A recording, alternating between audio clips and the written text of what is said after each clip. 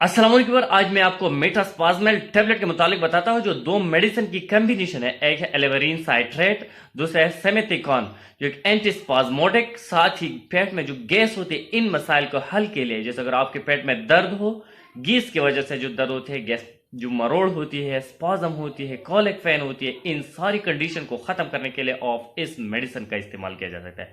आज मैं आपको इस मेटास्पाज्मल टैबलेट पर कंप्लीट रिव्यू दूंगा, लेकिन इससे पहले अगर आप हमारे चैनल पर नए हैं तो सबसे पहले इस चैनल को सब्सक्राइब करें। अगर इस टैबलेट की यूजेस को देखा जाए तो ये एंटीस्पाज्मोटिक मेडिसिन है।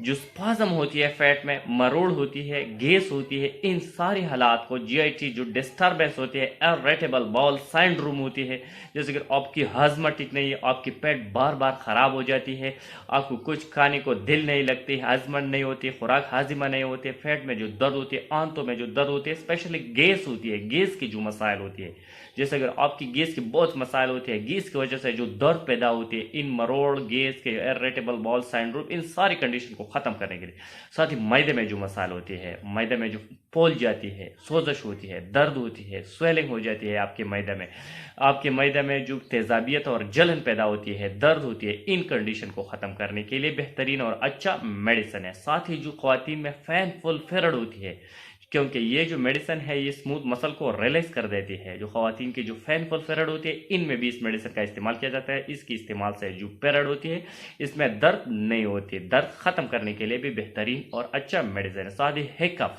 जिसे हमें हैच की कहती है, इस हैच की के लिए भी बेहतरीन और अच्छा मेडिसिन है। ये इस्तेमाल से जो हैच की है वो ट्रीट हो जाती है। अगर इस मेडिसिन की साइड इफेक्ट को देखा जाए तो इसके इस्तेमाल से ड्राई माउथ हो सकती है, मुंह का खुश्क होना हो सकता है, सर में दर्द और उनूदगी भी पैदा कर सकती है ये मेडिसिन।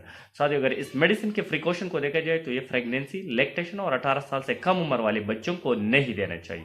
अगर इसकी डोज को देखा जाए तो ये बीड़ी इस्तेमाल करना होगा, एक टेबलेट सुबह, एक टेबलेट शाम, लेकिन 18 साल से कम उम्र वाले बच्चों को ये मेडिसिन नहीं देना चाहिए। Thank you for watching.